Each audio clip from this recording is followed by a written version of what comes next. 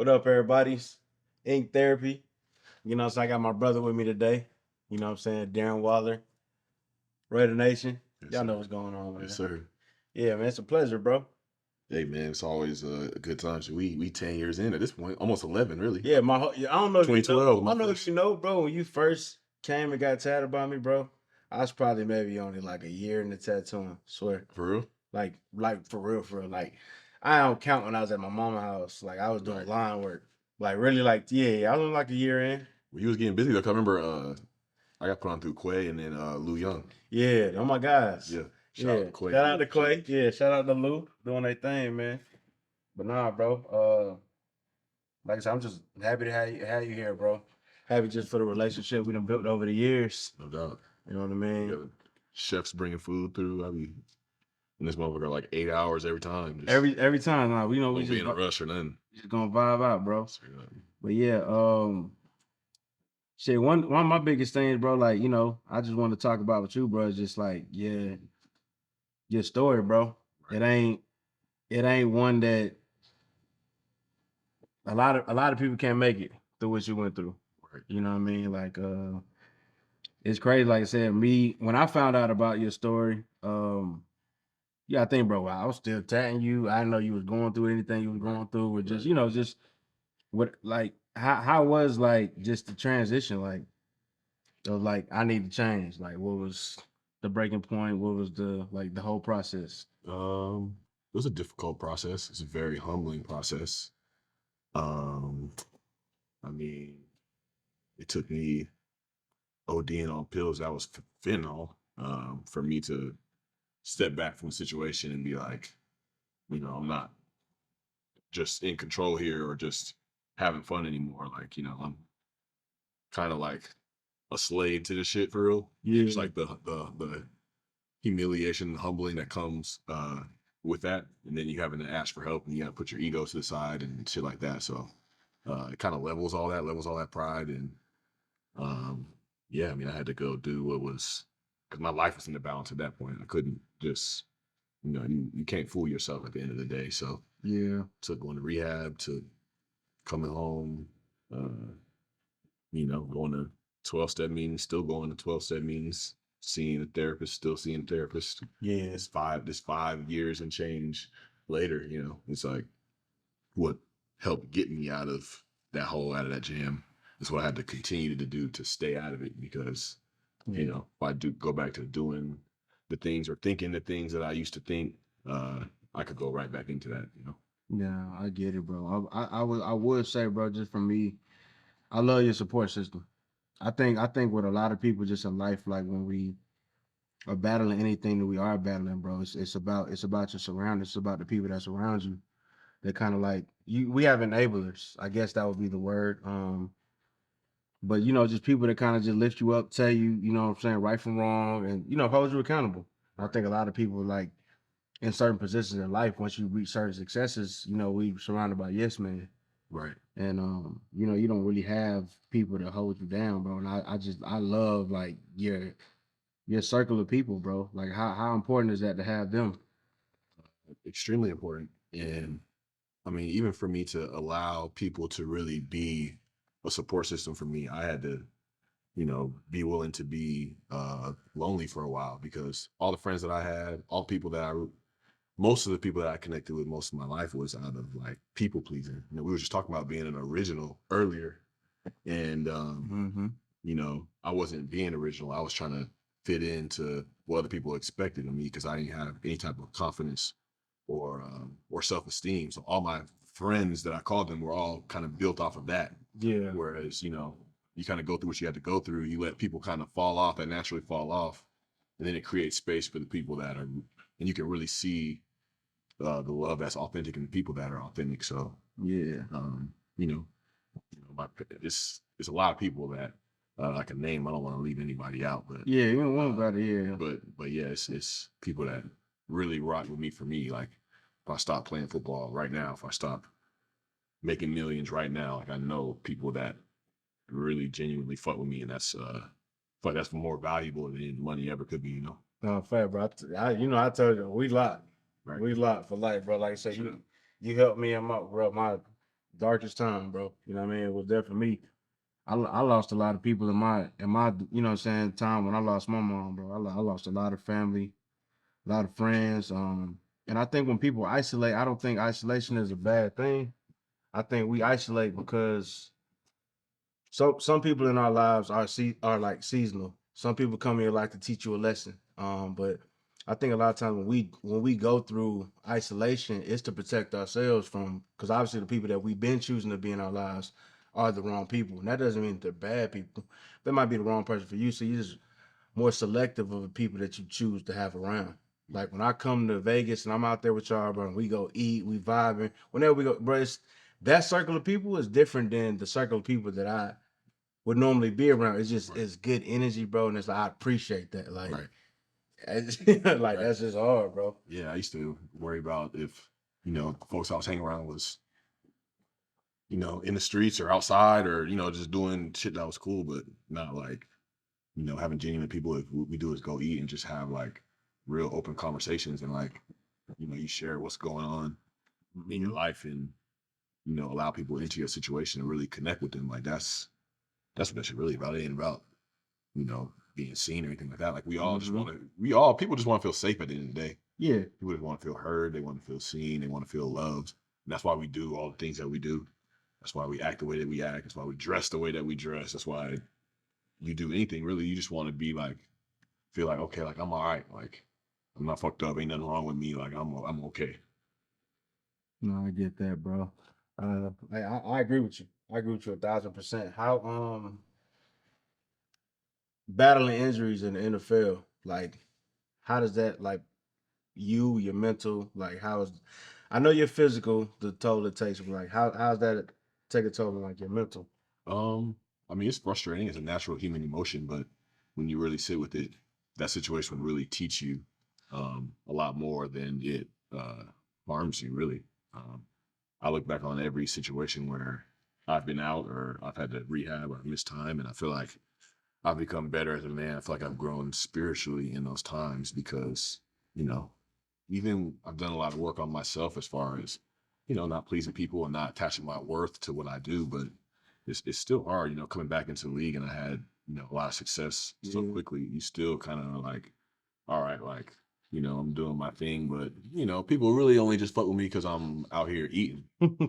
It's hard to escape that thought process. But then when things don't go the way that you planned, it really allows you to sit there and be okay with yourself, regardless of your performance or the results that come from it.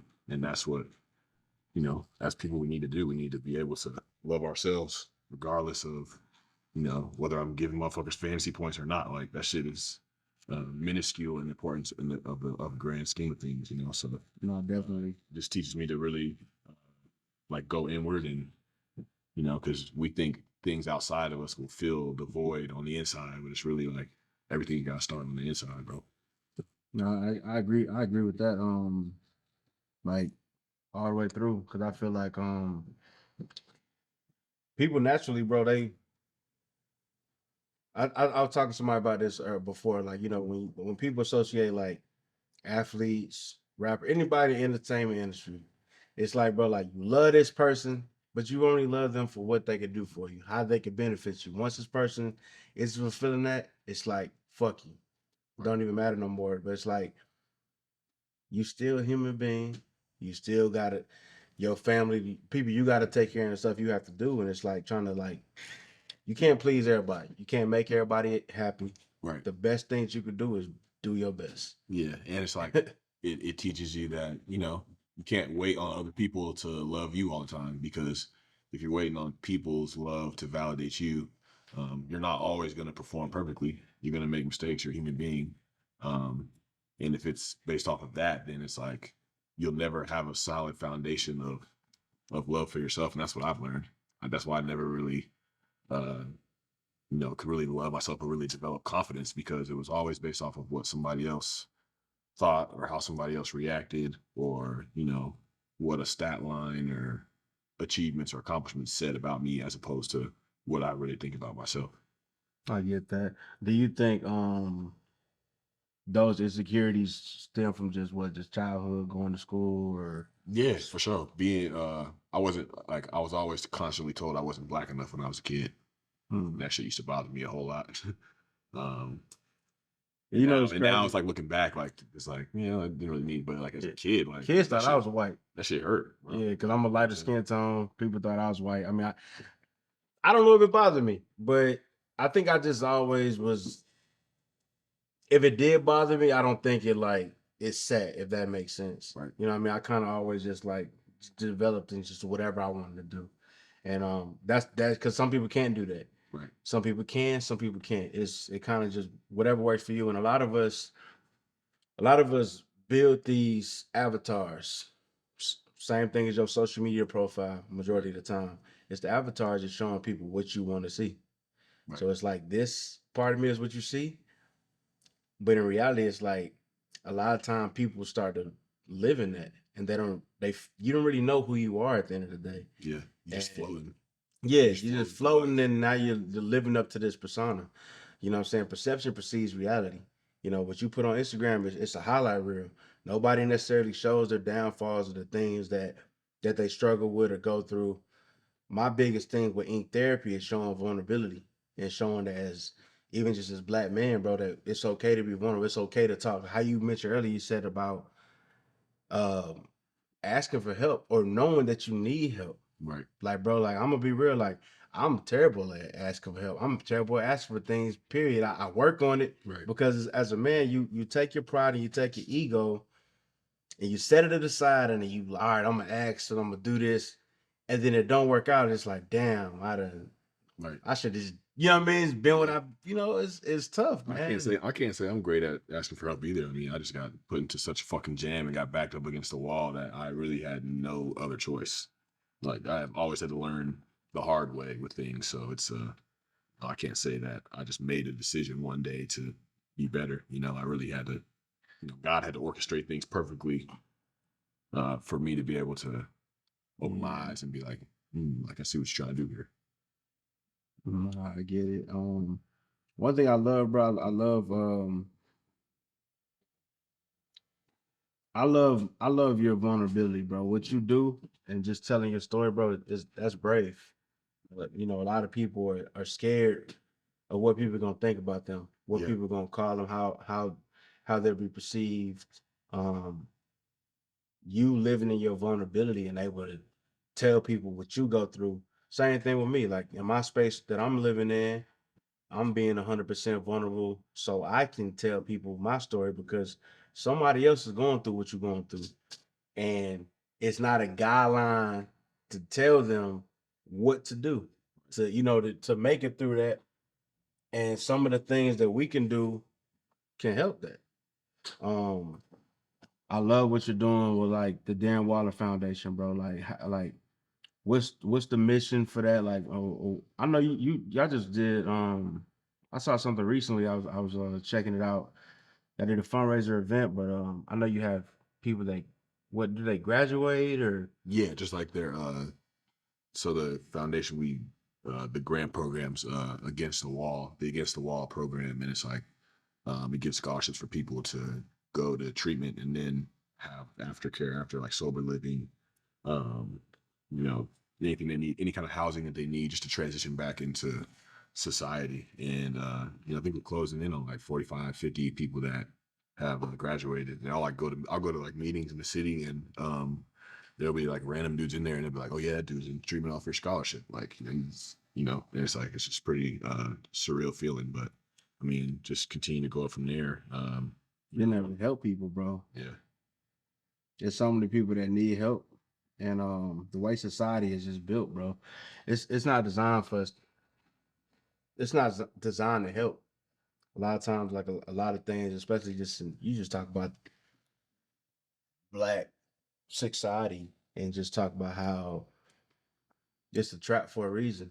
A lot of things are set up. Even like being in Vegas, Right. people go there. It's alcohol there. It's casinos there. It's a city. It's temptation. All There's so much temptation around, and it's like I can see how people can fall down. Like you can go in there, you get the gambler. Oh, I'm a bet this to get it. You keep chasing to try. It's like a high. Yeah. Keep chasing to try to get it back, and it's a possibility that you won't. Yeah, but But I don't even look at those people any type of way anymore because I know at the end of the day they just want like relief, relief from whatever is going on in their life. That's why they pick up a substance. That's why they gamble. That's why they do whatever they do. They just want to like take that load and that burden and everything that they're feeling off of them. And I don't fault them for wanting to do that, but it's like I feel like it's about teaching them like with grace and compassion, like that there's a different way to go about dealing with or coping with what you're trying to cope with. Yeah. And because we're just not taught to cope with things in a healthy way. Like mental health Yeah, just it's became a thing. man, I never heard the word mental Like, health have you so ever much. seen you know who Michael Che is? Nah. He's he's on Saturday Night Live, and Okay. Oh yeah, I do know who that he has a is. Yeah. stand up on Netflix. I forget the name of it, but he was like, back in the day, like it wasn't no mental health. It was just like that nigga crazy.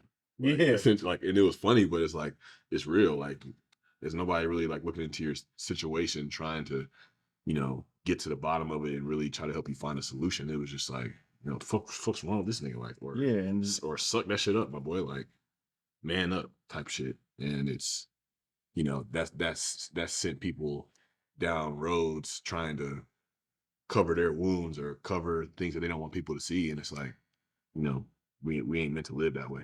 yeah, we aren't. I think and just our upbringings, I think humans forget how to be humans. Or you're raised and not necessarily know what like what being a human is, bro. Like we're naturally supposed to help each other. We're naturally supposed to look out for each other. We're naturally supposed to feed each other. Like with the world and how society is set up, it's set up in stages as far as like your status, who you are, how much money you got, how you living, how many followers you got is damn near more important than damn near everything nowadays. And it's not about that. It's just about honestly just being a human. That's like my biggest thing of what I try to do is like leave my like whatever impression that I can leave on somebody and whatever my encounter is with them, I want to leave a good impression. Like I don't in case something ever happened to me, they say the highest human act is to inspire. That's what I want to do. If I can change one person's life or help one person every day, like I'm good with that. Right. Like I said, when I see what you doing with everything, like Jeff's story, what you living in, bro, like it's a lot. I had one of my cousins even tell me, like when my mom passed, he out of nowhere was like telling me like how strong I was, and in my mind, I'm weak as hell. Right. You know what I mean? But he's just like, no, he's like, bro, you still get up. Like you still, you go, go to work, you still manage your businesses, you still winter did the turkey drive. Like we rarely ever see ourselves the way other people see us, Yeah. And so, for me, like I think one thing that I battle with now, no matter like the good things that are going on in my life, I think I have a hard time with like enjoying things.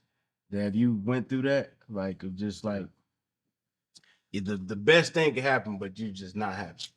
Yeah, I mean, I was diagnosed with like depression, bro. Like, there's so many opportunities in my life. I mean, like you just take like being drafted into the NFL, for example, like uh, a day where you'd be seeing women crying and like hugging their family. It's supposed to be like one of your best days ever that you worked for, and I was like not excited at all. I was more so like afraid and like because I could like see like the way that I was living, I wouldn't be able to live that way and handle the pressure of going into the league and going where I was about to go.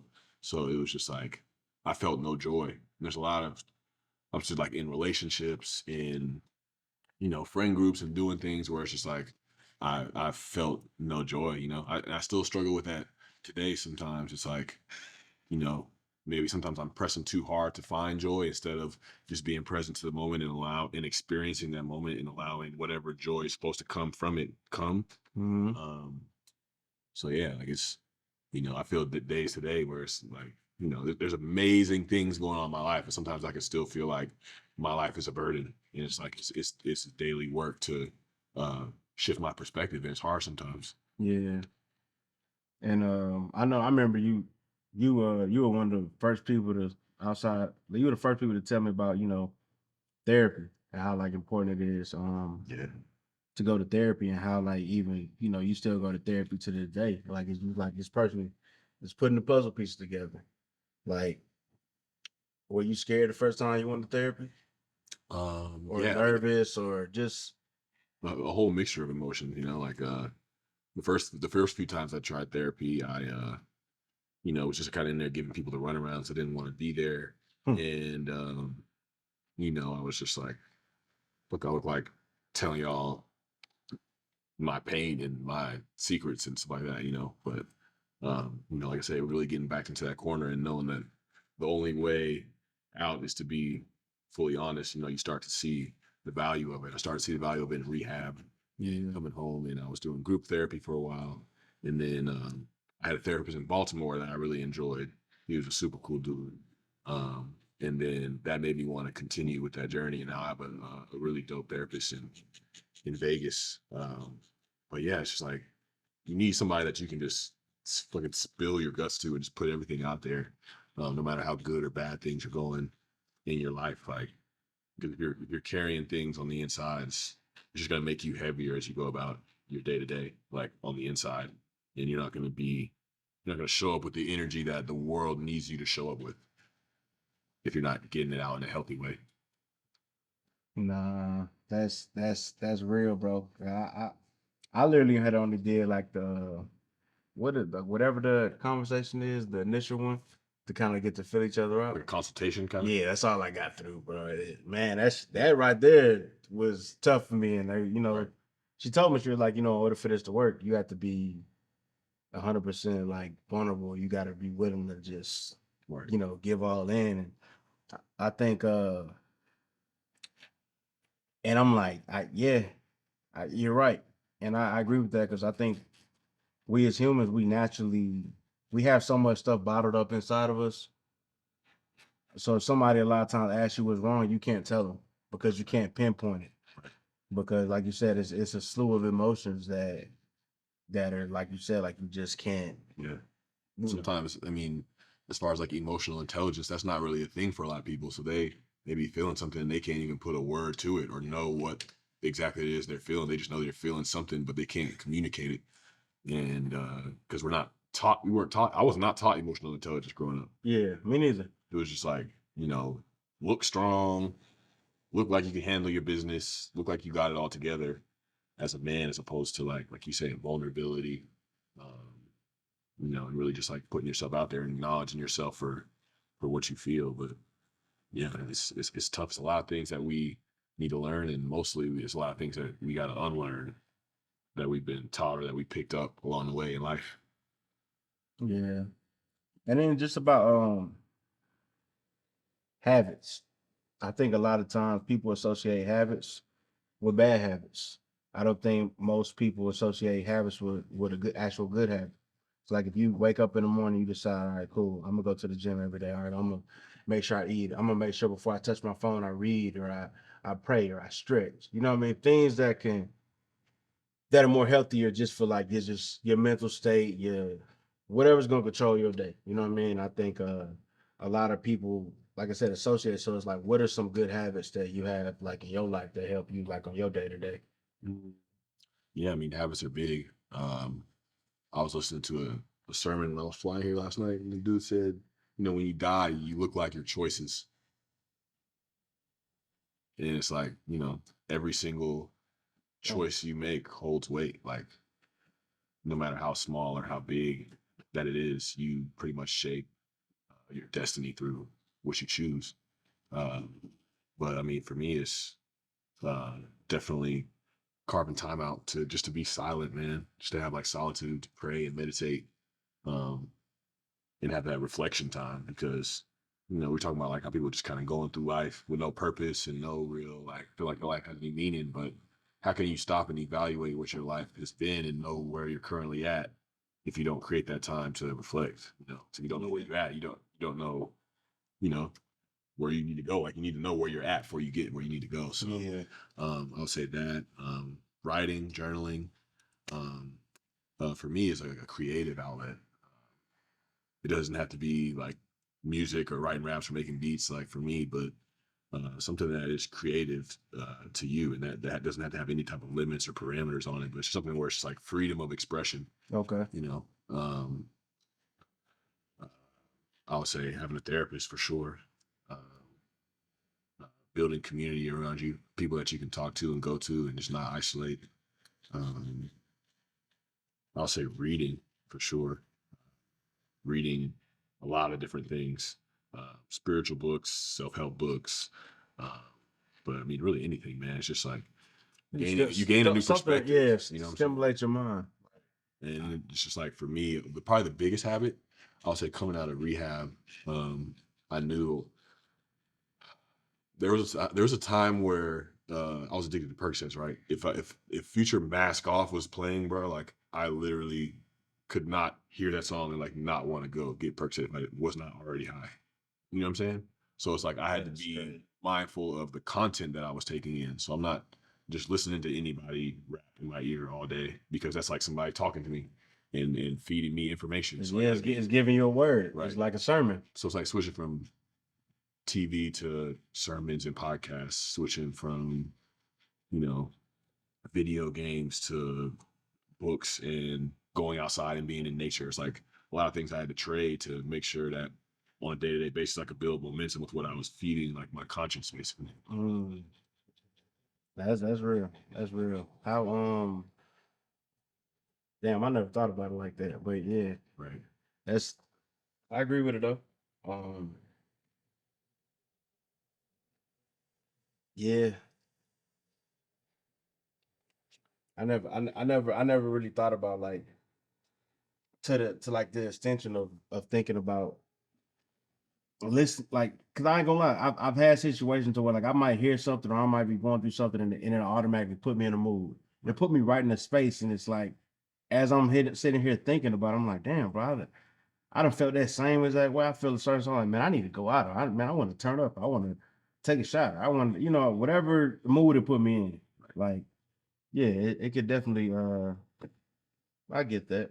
Um Tattoos. For me, ink therapy stems from that's my vice. Instead of me drinking, smoking, doing drugs, or just doing stuff I probably shouldn't be doing, or just whatever comes with it, like I'm gonna go get a tattoo. Like that's one thing that helped me. Like your journey of like getting tattoos, like was does that play a role? Yeah. I mean, I've always said that I mean, people always look at me crazy, whoever's in the shop, because it's like I'll just kind of be like, zoned out or just like real calm. But it's like talk about being present to the moment. I feel like a tattoo makes you be present. Like, 'cause that shit hurts, number one. You know what I'm saying? And that shit like demands like your attention and your, awareness to just be right there. And then kind of looking back, there was uh a lot of tattoos that were kind of like foreshadowing or like speaking things into existence Mm, that I didn't necessarily even believe at the time. Like my first tat that you ever did on me, the scripture was, "But as for you, be strong and do not give up, for your yeah, work will be rewarded." I remember But that scripture. in those times, like, I mean, I was in my In the addiction, dark spirit. but that scripture applied to my life 5 years later when I was basically fighting for it, you know. And then like I got the word forgiven on my back. Like Yeah. I didn't forgive myself until like 5 years after that tat.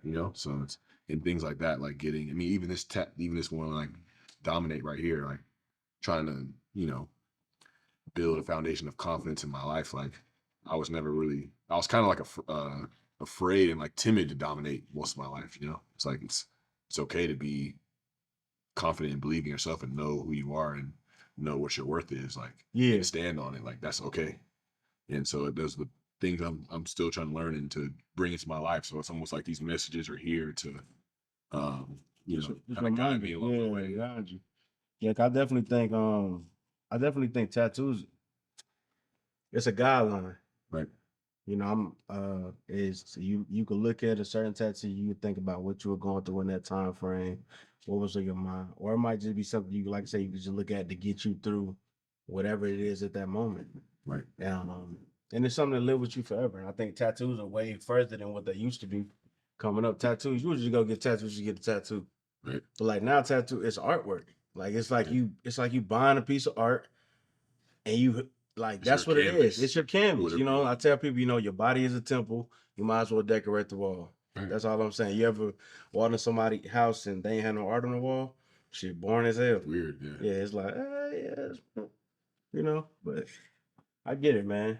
I know one conversation we had um before during this season when you were injured and got offered up to be traded. What went through your mind, bro? Because I can't imagine what that feels like. Um. You done built the I whole feel. home somewhere. Yeah. I feel like in a previous stage of my life, I would have been, pretty hurt, pretty confused, pretty angry. But I mean, with all the things I've been through in my life, it's like at the end of the day, the Raiders aren't my provider, bro. Like none of these people that are in this business are my provider. God has consistently made a way for me in my life and bringing me here and coming and going from here. Mm-hmm. I fully believe that, so I don't really get caught Caught up up in in it. those things. I don't take it personally. I continue to show up and uh, do what I do to the best of my ability and produce regardless of what people around me are thinking or what they want to do with my situation. And if they feel like I'm damaged goods at some point, then it is what it is, bro. But like I don't let other people dictate my perspective or my energy. It's like, yeah, building a house in Vegas, sure, I'd like to live in it, but you know, I'm gonna live in it eventually. Wherever he wants to take me is wherever I'm going. So I Yeah. don't really try to put too much energy into trying to figure out why, because you're running yourself ragged trying to figure out why in some situations. Man, what? That's real, man. I think asking why, like you said, like you get it's a sunken hole. And sometimes you never figure out why. And that's okay too. Right. Like sometimes you're not supposed to know the why. Like shit.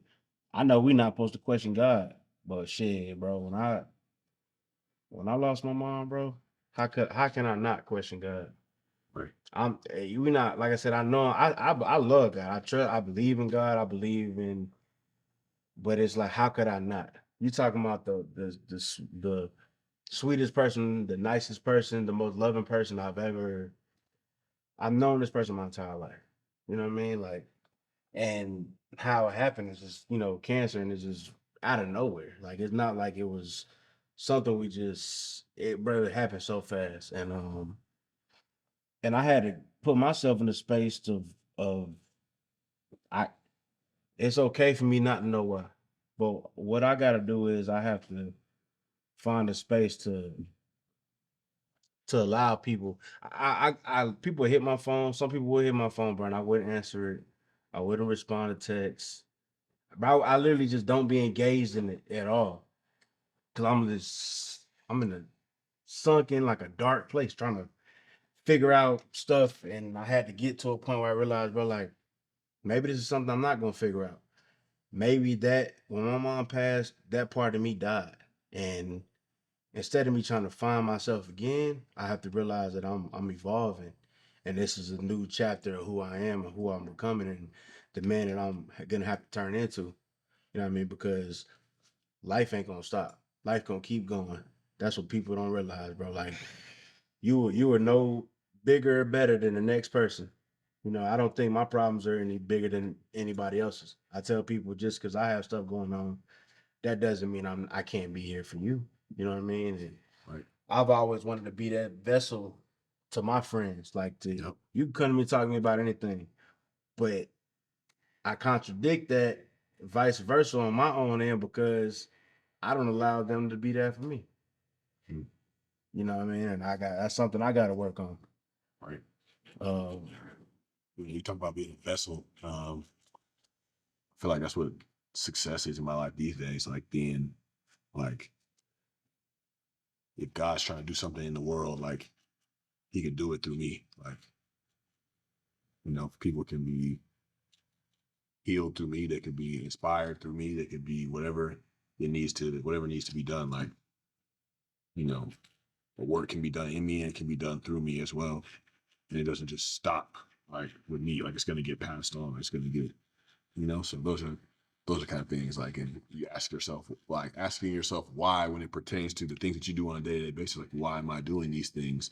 That's where you should ask yourself why. Like, why do I hang out with these people? Why do I see myself? Why do I doubt myself? Why do I Yeah. continue to lean on this to help me get through my day-to-day? Like, ask yourself those whys. Like that's a good habit to build, man. Yes. Changing your whys. Yeah. Yeah. No, Straight that's up. real. Changing your whys, bro. All the whys don't have to be the negative whys. It could be the whys of growth, of what, you know what I'm saying? Like, of changing your surroundings, changing your, whatever it is around you. You know what I'm saying? Whatever's adjacent to you. Um, but I remember running into you in the gyms, bro, and like in the journey. Yeah, bro. I Was that remember, Access Fitness I forgot what it was. on East West? East West, Yeah. bro. And I remember I walked in there one day, bro. You was on a row machine. And then I went and did my whole workout. I'm working out for an hour. I come back, bro. You was still on the row machine. I'm like, nah, it's a whole puddle. Anybody know you a sweater too. Yeah, I sweat profusely. Like anytime I go, I should go to a workout facility with like a disclaimer form. It's like I'm gonna sweat everywhere, have a mop ready. Like, Nah, but like that, let me ask you about that, like that journey. And I remember one day we set an appointment, and then you was like, I gotta go to work. And then you like, can't come at this time because I gotta go to work. I'm like, okay. And in my mind, I'm like, what you mean? But like I said, it's none of my business, so I'm not entertaining it. And then I think when you got to me, I was like, where you working at? You was like, Sprouts. I was like, okay. And I think I just left it right there. Like, so how was that transition from Rehab to Sprouts, and how did Sprouts help you in your journey? um, We're just going and just having a regular day, everyday job from being a professional athlete. it was a necessary chapter in just the overall humility of things of my story. Just learning the value of just going somewhere and working and doing your job and serving people and not needing 80,000 people to clap for you to do your job. So that was valuable. Showing up, learning how to do things. The managers there were like this display ain't good enough. Like we gotta do this is how we do it. This is how we do it. And like learning those things and bagging groceries up at the front, and you see people that and chicks that I used to try to talk to, and they see you in there working at Sprouts, and it's just humbling, man. But it was vital. It's like you need situations like that to help build the foundation for you to be able to hold the success that God's going to bring into your life. Because if you don't have that humility, then you'll tear yourself down. So I look at situations like that when I was on practice squad in Baltimore, um, as situations that really helped mold a better character for me going forward. Yeah, I remember I was watching the interview when you just said character it triggered something for me, and I saw John Harbaugh. He was just talking about how you should have got drafted earlier, and it was like his character issues. The character, of course, of Darren Waller 2015 to Darren Waller now, totally different person. I would Or say no? yes and no to that Yeah. question. There's something like I go to 12-step meetings, right? And one of the things I heard there, So what's the 12-step meeting? um, it's like the Alcoholics Anonymous type meetings, Okay. like shit like that. And one thing I heard there is, we're not bad people trying to get good, we're sick people trying to get well. Mm. And so it's like, you look back at the 2015 version of me, you saw a version of me that wasn't the best version of myself, but that best version of myself was just buried beneath a lot of shit that I was doing to just try to hold on and survive and to, do the best I could at doing that. So those things just had to be cleared out of the way. So what I was projecting wasn't the best version of myself. And, I made mistakes, hurt people, hurt myself in the process. But at the same time, that I feel like the version of me that people see now was always there. It just, some shit had to get cleared out of the way. Yeah, because basically I was saying that and asking because this, the Darren Waller now, Darren Waller, same person to me. Right. Like I said, we've always shared the same type of thing. So it's like I found out about the drug addiction, bro. It was just like what? Something I didn't even know, bro, was had anything going on, blah blah blah. And it's not to say like you said, like it's a bad thing. You know what I mean? Like, Right. but once I guess to the point where like today's society, a lot of like I have a friend whose sister died from fentanyl, Right. and I had to break the news to him. Mm. That was hard. You know what I mean? Right. I'll never forget that. Like it's something that's gonna live with me forever. But it's like I wish shit, like you said, like if I would have known, like I said, I got even with let's just say cigarettes. Cigarettes isn't it is it's something and it's not good. Ain't not too much of anything isn't good for you. Right. But cigarettes, I got my mom to start smoking. I got a couple of my friends to stop smoking because I'm gonna be on you. And it's like, I would have been on you. If I would have known certain things, I know if it can affect you in a negative way, like I want to show up. Right. You know what I'm saying? I tell them like I want people to show up for me. If they see me drinking too much or doing something too much, that show up. And I just think that, like I said, like I didn't know. But I'm like I said, when I heard it and I see the change, I'm like, bro, I get it. I get it all. And I'm happy that you still here, bro. Like that's fuck getting back into the NFL, everything, bro. Like a lot of people don't get a second chance in life, bro. Right. And like I'm just glad to have you here, bro. Appreciate it. Do you look at life differently? You Yeah. have to. For sure. Yeah, you look at life differently when you have a purpose, I would say. And the only way you could really have a purpose, I feel like, is to go through some type of adversity.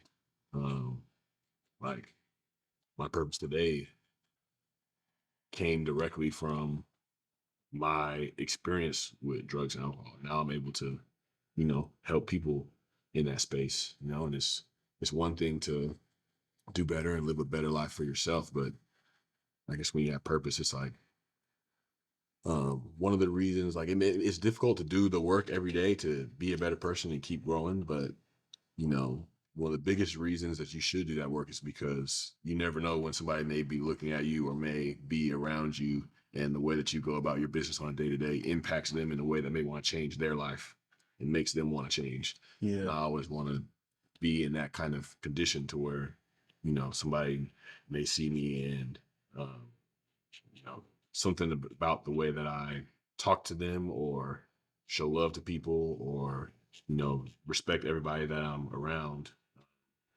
it would do something in them to make them want to change. So that's on the days where I feel like I don't want to do the things I need to do for myself. I try to keep that perspective.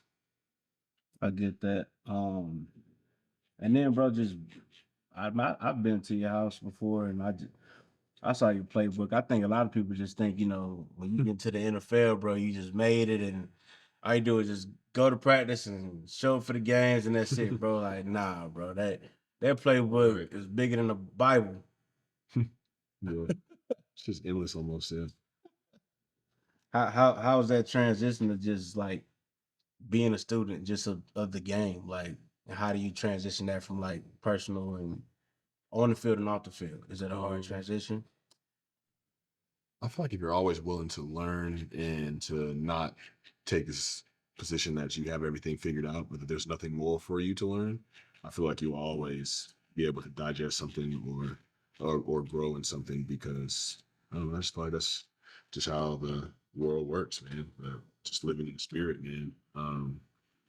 You know, just about putting in time, just about, asking questions, just about repetition. I don't think like it's really anything outside of that. The more you ask questions, the more you seek out guys that have been there and allow them to mentor you and show you the ropes as you try to figure things out on your own. I feel like you're always bound to figure it out. So now I see a playbook that looks absurd to some people, but I can go out there and and be calm and execute now because I know a lot of the fine details in and out. I know how to react out there, and I trust my ability to react and respond to things um, at a high level. So, it just takes time. You gotta, trust the process. Is such a cliche, but I Yeah, mean, it's a cliche, but cliche saved my life, bro. I, I was about to say, Straight up. explain that. Trust the process.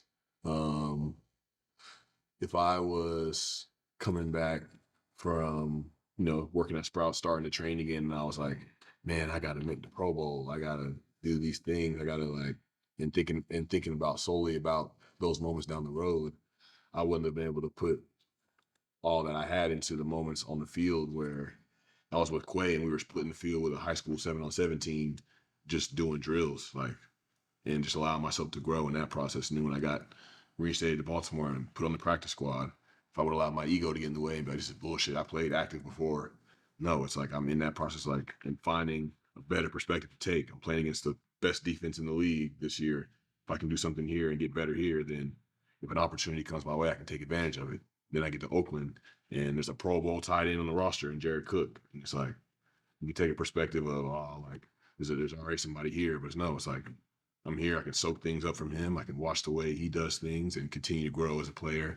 And all those times along the way, it's like never once thought that this is where I would end up. But the fact that I was, so immersed in just every single moment along the way, it allowed, because the future that you want is going to be a present moment one day. And it's all a product of how you treat every single present moment along the way. And just like I said, being present and being intentional. My word for the year is intentional. It's just being intentional with how I move, how I treat people, how I take things, how I'm present, just whatever I could do to be intentional. Right. Like that's what I'm on. Like for years, even with just tattooing, bro. Like I clock in and clock out. You know what I mean? You know me for years, bro. You know me damn near my whole tattoo career. And sometimes you go through the motions, bro. I'm just doing it. I have days where I lose. I've had days where I lost passion for it, and that's when I developed hobbies. So like traveling, going to the movies, bowling, like painting, going to restaurants, going to eat. You know what I mean? Things that I'm into. Going to the gym, and also I learned like just in the transition of things. Sometimes you have to do stuff that's challenging versus doing something that's easy because even especially when you're going through things sometimes. Um, and then like in my space of like ink therapy, like I think that was like the rebirth for me.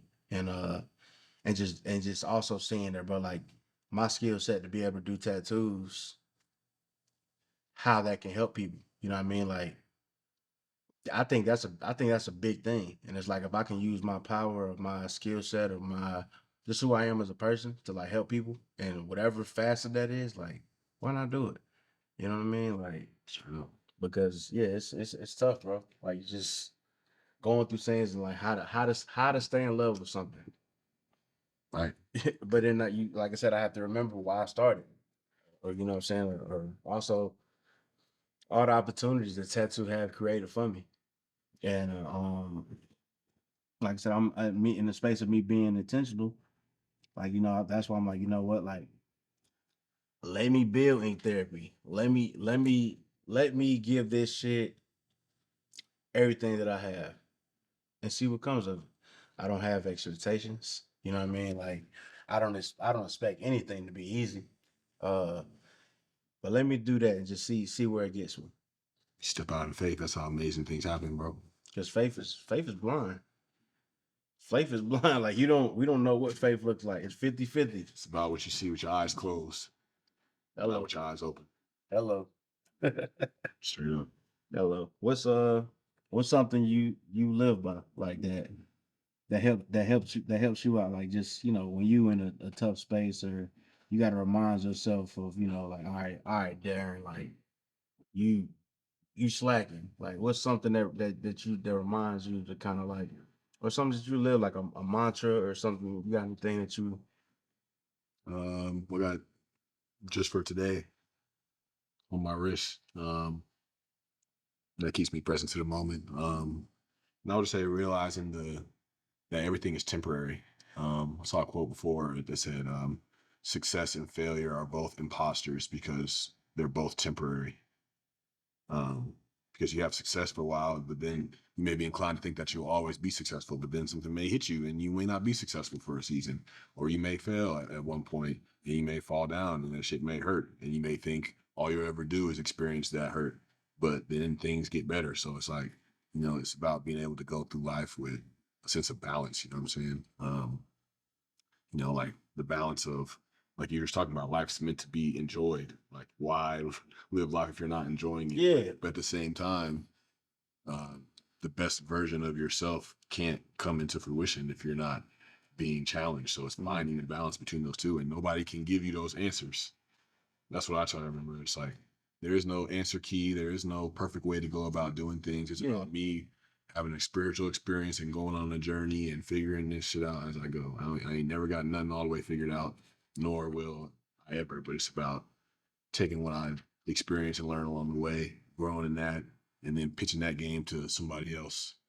And I tell people, even when it comes to advice, it's whatever I tell you isn't for it's that's not to say that that's gonna work for you. Exactly. That's something that worked for me. But in the midst of everything that I'm saying, try to see if it is something that you can take and apply it to your life, and and help you. It's about the journey.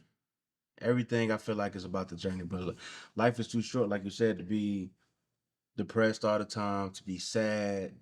And I'm also in a space of learning to tell my story different. You can hit me up, hey man, what's going on? I could, man, same old same. You're down and you just repeat it because you get accustomed to saying it. Right.